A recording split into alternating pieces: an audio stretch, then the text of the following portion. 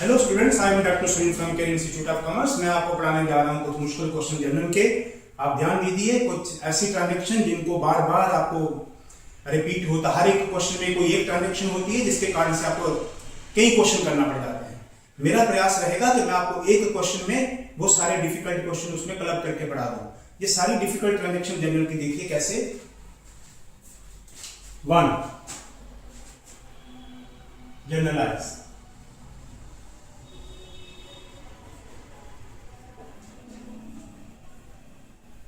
pay insurance up to 30th June 2025 rupee 12,000। आप समझिए इसे, ये जो 30th जून तक है आपका फाइनेंशियल ईयर मार्च में खत्म हो जाएगा। ध्यान रखिए, ये जो प्रीमियम होता है ये एनुअल होता है। Premium insurance, premium is annual. हमेशा एनुअल का मतलब ये प्रीमियम 12 महीने का है और आपका फाइनेंशियल ईयर क्लोजेज ऑन 31 मार्च 2025। ये दो चीजें ध्यान देनी है कि प्रीमियम 1 साल का है और आपका साल खत्म हो रहा है 31 मार्च को। आपने दे दिया 30 जून तक, यानी कि ये अमाउंट 12,000 का है, ये 12 महीने का है एनुअल। और आपने कितना एडवांस दे दिया है 31 मार्च के आगे वाला पीरियड, यानी कि 1 अप्रैल से लेके 30 जून तक, 30 जून, ये आपका एडवांस बन जाएगा। Advance 3 month. तो इसको ऐसे कैलकुलेट करना है, ये 12,000 1 साल का है यानी कि 12 महीने का। 3 महीने का इसमें एडवांस कितना होगा इंटू 3, 3 4 जा, 4 2 जा, 4 5 जा, 3 4 जा, 4 3 जा, 3,000 इसमें एडवांस है। इसको ऐसे एनालाइज करें। अब आपको ये पता चल गया कि जो हमने 12,000 का इंश्योरेंस दिया है उसमें 3,000 अगले पीरियड का है, जून तक है, यानी कि अप्रैल से लेके जून तक एडवांस है इसमें। तो आपने एडवांस को ऐसे वर्कआउट कर लिया, एडवांस इंश्योरेंस ये आ गया आपका 12,000 अपॉन 12 इंटू 3। अब जो आपने अगले पीरियड का दिया है वो प्रीपेड बन गया, प्रीपेड इंश्योरेंस असेट, ये बड़ा तो डेट। कितना प्रीपेड बन गया 3,000। अगर 12,000 के प्रीमियम में 3,000 अगले पीरियड का है, यानी कि 9,000 इस साल का है, वो आपका एक्सपेंस बन गया इंश्योरेंस। ये आपका एक्सपेंस बढ़ा तो जाएगा। दिस इज 12,000 माइनस 3,000 जो एडवांस है, 9,000 आपका एक्सपेंस। कुल मिला के आपने पेमेंट कितना कराया 12,000। इससे आपका कैश कम हो गया, कैश आपका एसेट कम हो गया, तो क्या करेंगे credit 12।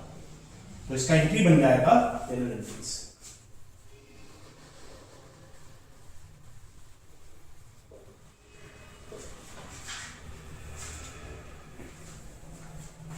Date, particulars, LF, debit,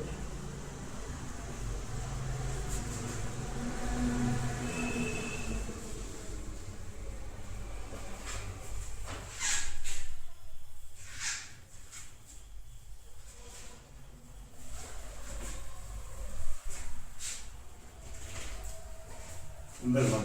बताइए क्या एंट्री बन जाएगी इसकी। Prepaid insurance account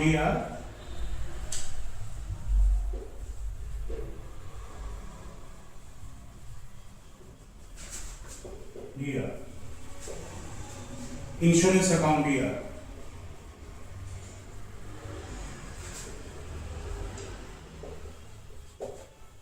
to cash account. So prepaid is 3,000,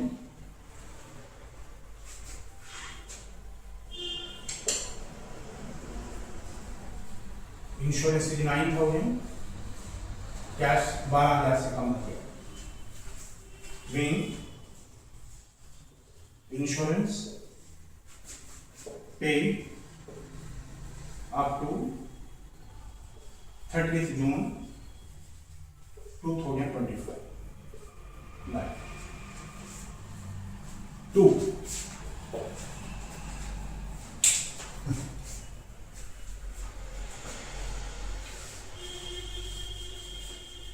देखिए सेकंड ट्रांजेक्शन वो बता रहा है ऐसे प्रीपेड इंश्योरेंस, इसको वो ऐसे भी लिखता है प्रीपेड इंश्योरेंस ₹3,000। अब इसी ट्रांजेक्शन को इस अंदाज में लिख देते हैं। इसका मतलब ये हुआ कि जब आपने पे करा था तब आपका एक्सपेंस बन गया था और अब साल के आखिर में पता चला कि इतना उसमें प्रीपेड है। अगर वो ऐसे शॉर्टकट में लिख देगा प्रीपेड तो आपको ये देखना है कि इसके पहले वाली ट्रांजेक्शन ये होगी जो उसने करी होगी, वो होगा ऐसे सिंपल। चलिए मैं पहले आपको वो कराता हूं। Number 2 paid insurance ₹12,000। इसी ट्रांजेक्शन को वो ब्रेक करके लिखेगा, पहले लिखेगा पेड इंश्योरेंस 12,000। बताओ उसकी क्या कैसे एनालाइज करोगे? पे से कैश कम हो गया तो कहोगे कैश असेट कम हो गया तो क्रेडिट, और इंश्योरेंस क्या बन गया? एक्सपेंस। इंश्योरेंस आपका एक्सपेंस बढ़ा तो debit. Insurance account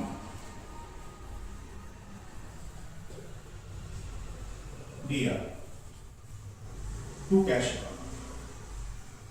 this is 12,000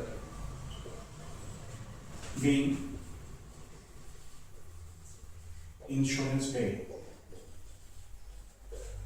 अब दोनों में अंतर देखिए, इसमें उसने बता दिया था कि प्रीमियम जून तक है, इसमें कुछ नहीं बताया। तो जब हमने पे करा तो ये हमारा एक्सपेंस बन गया, क्योंकि हमें पता ही नहीं कि कब पीरियड तक है। तो हमने उसको पूरा 1 साल का माना और सोचा कि इसी साल का है, तो हमने उसको पूरा एक्सपेंस बना दिया। अब साल के आखिर में ये पता चला, नंबर 3 साल के आखिर में पता चला प्रीपेड इंश्योरेंस ₹3,000। अब ये जो ट्रांजेक्शन है ये इसमें से निकल के आई, इसमें से साल के आखिर में पता चला उसमें 3,000 एडवांस है। अब क्या करोगे? अब जितना प्रीपेड है यानी कि ये अगले साल का है प्रीपेड इंश्योरेंस, ये आपका असेट बढ़ेगा तो डेबिट 3,000। प्रीपेड इंश्योरेंस यानी कि इंश्योरेंस जो दिया था उसमें इतना अमाउंट अगले साल का था, यानी कि वो इस साल का एक्सपेंस नहीं है। तो फिर जब आपने दिया था 12,000 पूरा, तो आपने पूरा एक्सपेंस बना लिया था। ये आपने पूरा एक्सपेंस बना लिया था 12,000। अब इस एक्सपेंस को 3,000 से कम करो, ऐसे इंश्योरेंस जो आपका एक्सपेंस बनाया था अब कम हो गया तो क्रेडिट। ऐसे जब आपने पे करा तो वो पूरा एक्सपेंस बना लिया। अब आपको साल के आखिर में पता चला उसमें इतना एडवांस था, तो जितना एडवांस था आपने उसको असेट बना लिया और उस इनकम को कम कर दिया। आप इन दोनों एंट्रियों को देखें, इसको और इसको, ये देखें दोनों उसके बराबर बन जाए। अब ये उसका पूछने का अंदाज रहेगा, कभी वो पेड इंश्योरेंस करेगा, कभी प्रीपेड करेगा, कभी ऐसे लिखेगा। तो आपको सबकी जानकारी मैंने दे दी एक ही क्वेश्चन में कि इंश्योरेंस कितने तरीकों से पूछा जा सकता है। नंबर 3 प्रीपेड इंश्योरेंस अकाउंट या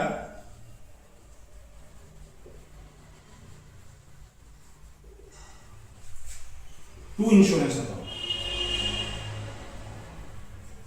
this is 3,000 being prepaid insurance booked, यानी कि हमने लिख लिया, हमने इनकॉर्पोरेट कर लिया। सो पहली ट्रांजेक्शन अगर मैं ऐसे खोल के लिखूं तो उससे पता चल गया कि 12,000 एक साल क्या है, 30 जून तक दिया, उसमें 3 महीने का एडवांस है, तो हमने एनालाइज करके देख लिया। लेकिन वो ऐसे भी कहता है पेड इंश्योरेंस ये पहले हो गया है, उसके साल के आखिर में आपको ये दे देगा प्रीपेड इंश्योरेंस। तो आपको प्रीपेड के समय ये समझना है कि जो ऑलरेडी पे करा था वो एक्सपेंस बन गया था, अब एक्सपेंस कम हो जाएगा और प्रीपेड हमारा असेट बन जाएगा।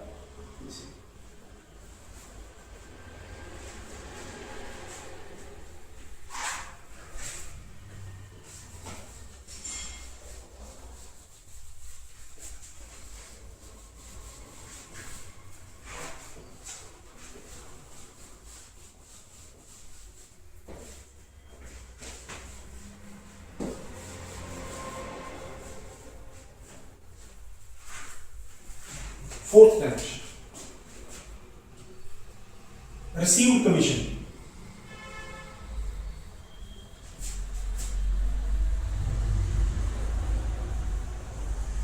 ₹5,000।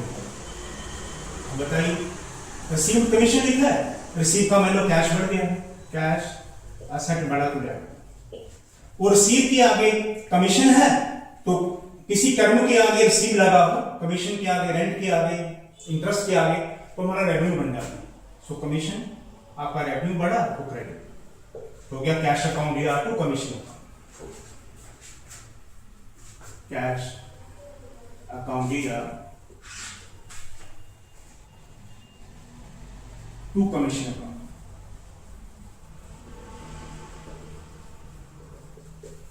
This is 5,000. Being commission received.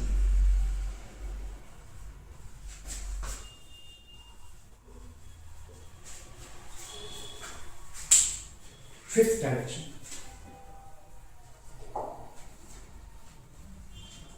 Advance commission.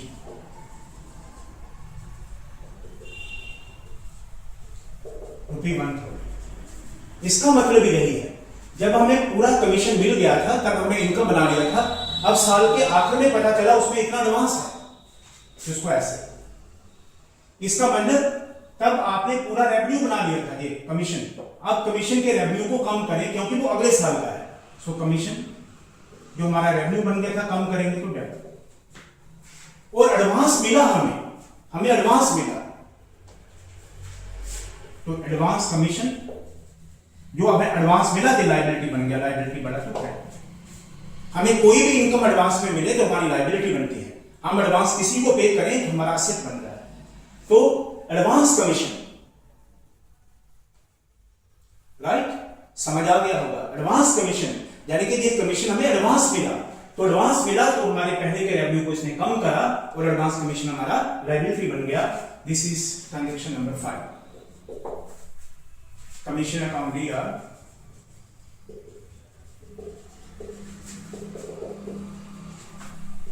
to advance commission account.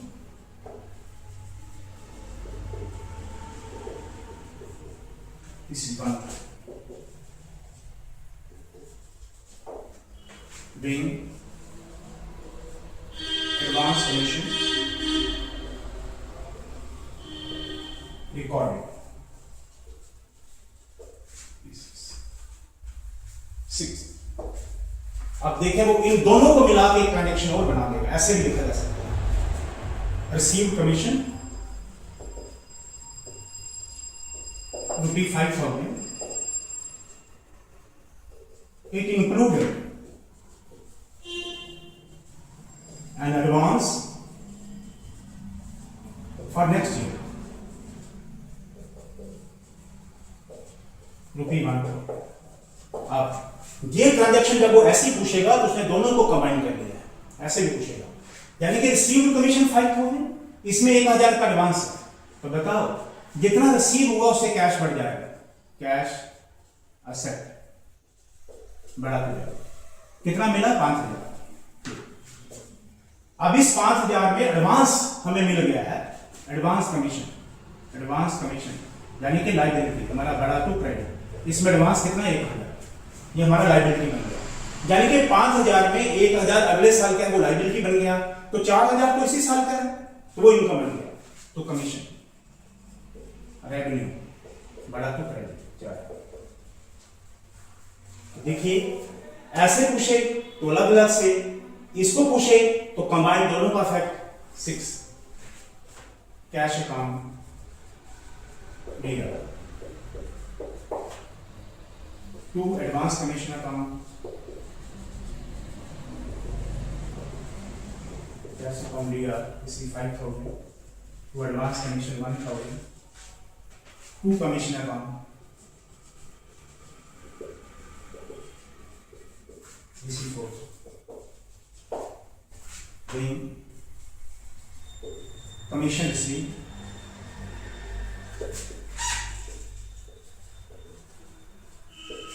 included and advance for next year, transfer next.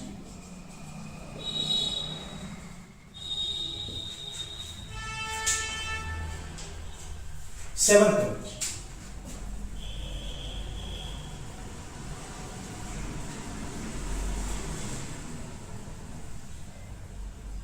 Interest receive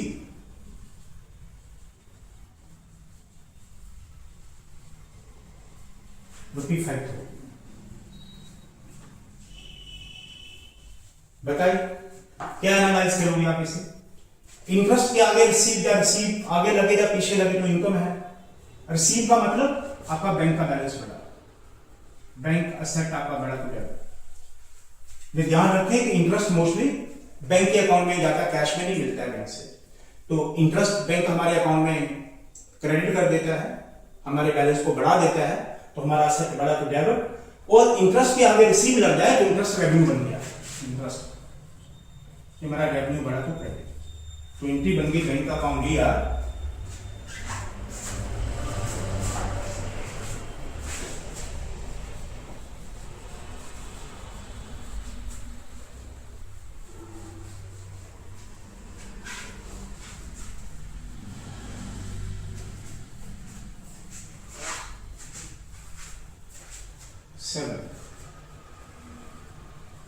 bank account दिया टू इंटरेस्ट अकाउंट, इसी 5,000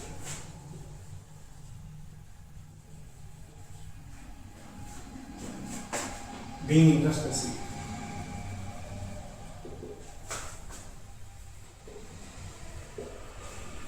See the 8th direction, interest accrued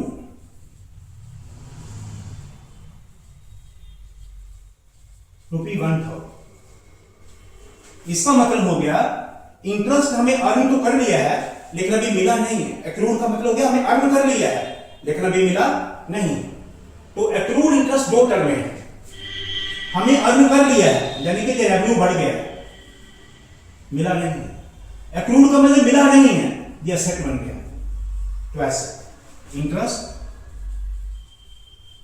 हमारा revenue है, बढ़ गया तो credit, और अभी मिला नहीं है एक्रूड इंटरेस्ट, ये हमारा असेट है, बढ़ गया तो डेबिट। तो इसकी ट्रांजेक्शन 8, एक्रूड इंटरेस्ट अकाउंट दिया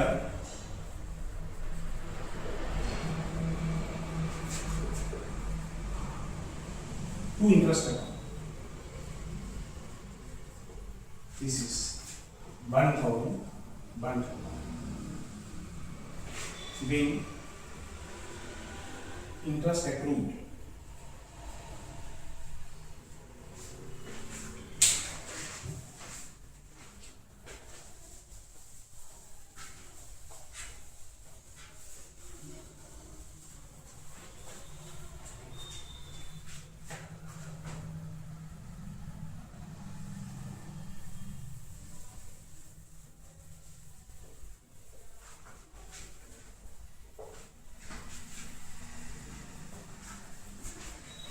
See this 9th transaction. This is the summation of the two. 7 और 8 का समीशन देखो कैसे। Interest receive ₹5,000 and accrue ₹1,000। अब इसको कैसे, जो इंटरेस्ट हमें मिल गया है वो भी इनकम, और जो अभी लेना बाकी है जो मिला नहीं है वो भी इनकम।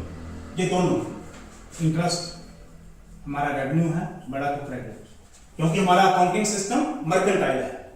हमें जो पैसा अर्न कर लिया है, जो मिल गया है, जो अर्न करा और मिल गया है वो भी इनकम, और जो अर्न कर लिया और मिलना बाकी है वो भी इनकम, भले वो बाद में मिले। तो कुल मिला के हमारी इनकम हो जाएगी 6,000। अब जो पोर्शन में मिल गया है उससे हमारा बैंक का बैलेंस बढ़ जाएगा। सो बैंक असेट बढ़ा तो डेबिट, 5,000 हमें मिल गया है, 1,000 अभी लेना बाकी है, that is accrued interest, that is asset बढ़ा तो डेबिट। अब देखें ये दोनों ट्रांजैक्शन कंबाइन करके ऐसे पूछा जा सकता है। तो जो मिल गया है उससे बैंक का बैलेंस बढ़ा, जो अभी लेना बाकी है अक्रूड इंटरेस्ट वो एसेट बन गया, और कुल मिला के जो मिला है और जो नहीं मिला है वो इनकम बन गया। This is your 9th transaction, bank account भी।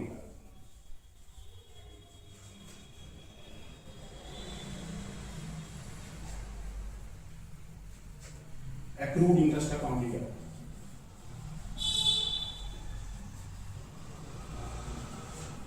टू इंटरेस्ट बैंक अकाउंट गया, this is 5,000 accrued being interest received and accrued recorded।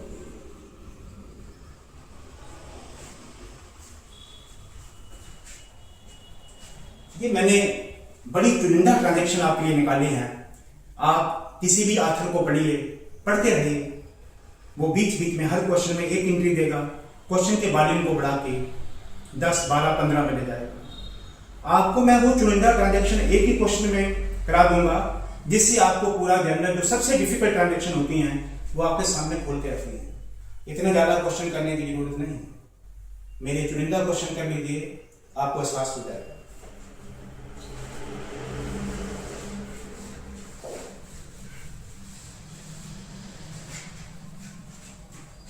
Tenth transaction,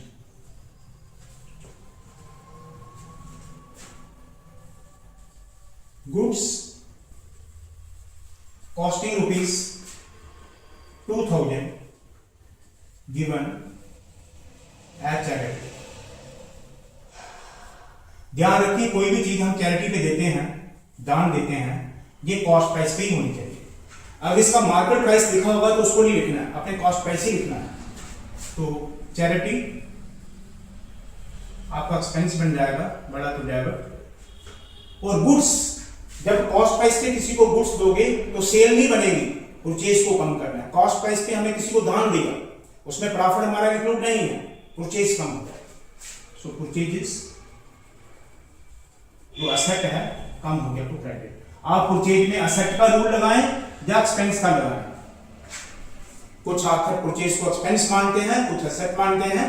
असल में होता क्या है कि जब हम गुड्स परचेज करते हैं और वो हमारे गोडाउन में पड़ी है तो हमारा असेट है, फिर जब उधर से कंज्यूम हो जाती है, वहां से वो फिनिश प्रोडक्ट में बदल जाती है तो एक्सपेंस बन जाती है। तो इसीलिए इसको असेट माने या एक्सपेंस माने, लेकिन एक ही बात है, असेट या एक्सपेंस कम होगा तो क्रेडिट। इसी तरह चैरिटी अकाउंट दिया, चैरिटी अकाउंट दिया to purchase, this is 2,000 being goods given at charity।